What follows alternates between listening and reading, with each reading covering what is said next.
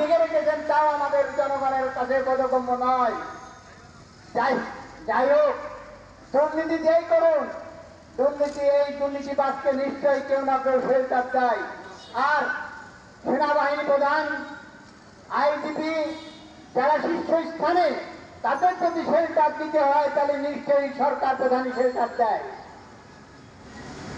বলেন তো, দীর্ঘ সময়ের আইজিপি জীবনে কত ছাত্র মার খেয়েছে, কত মানুষ ঘর ছাড়া হয়েছে, কত মানুষ তার কথা বলার অধিকার থেকে বঞ্চিত হয়েছে।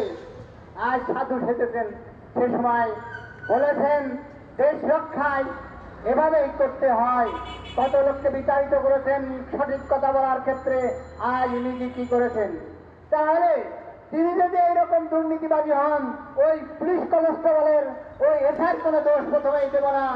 কারণ যে তাদের শাসন করেছে, যে তাদের চাকরি দিয়েছে, যে তাদের পোস্টিং দিয়েছে, নিশ্চয়ই তাদের টাকার বিনিময়ে সেই বড় স্থান থেকে তাদেরকে নিয়ন্ত্রণ করেছে।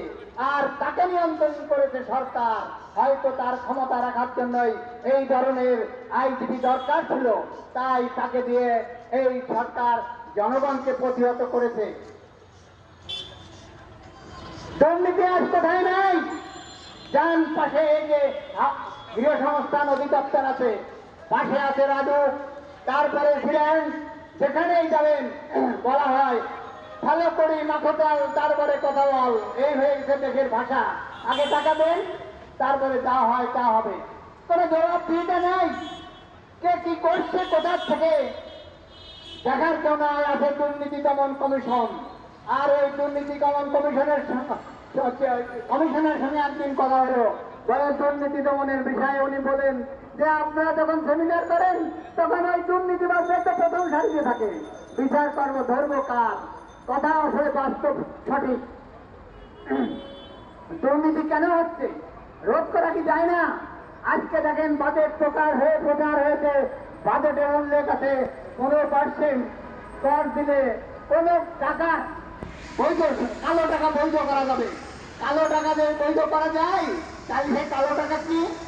আপনারা সম্প্রতিকালে শুনেছেন যে একজন সংসদ সদস্য ভারতে গিয়ে খুন হয়েছে এবং তাকে কয়েকশো কত টাকার বিনিময়ে খুন করা হয়েছে।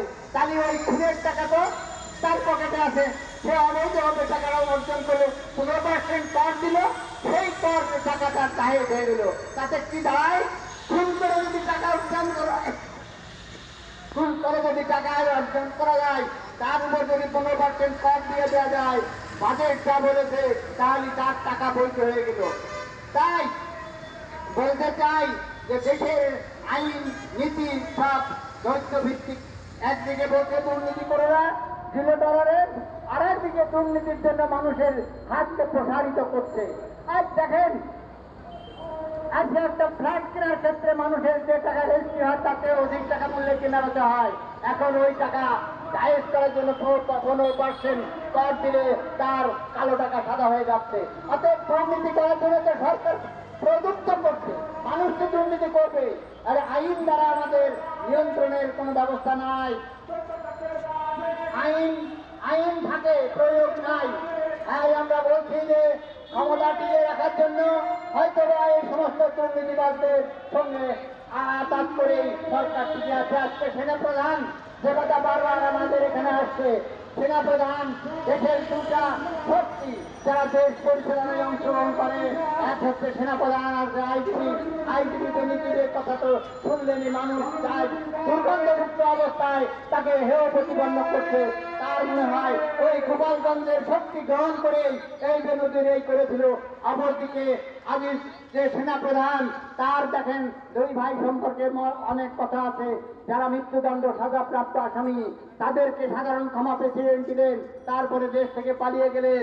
তারপরে তাদের ন্যাশনাল আইডি কার্ড ভুয়া তৈরি হলো, ভিন্ন নামে স্ত্রী বাপ পিতার নাম বদলায়ে ন্যাশনাল আইডি কার্ড করে ভিন্ন পাসপোর্ট তৈরি করে তারা দেশ পাড়ি দিলেন। আর এই সেই খুনিদের সাধারণ ক্ষমা প্রদান করলেন দেশের রাষ্ট্রপ্রধান। তাহলে দুর্নীতি কোথায় আছে? মাথায় যদি পচে যায় তাহলে সমগ্র অঙ্গ আস্তে আস্তে পচে যাবে, আমাদের সর্বনাশ হয়ে যাবে। আজ দেশের অবস্থা তাই, জনগণের সবকিছু আজ অধিকার থাকলেও তা বুঝে গেছে, বুঝে যাচ্ছে।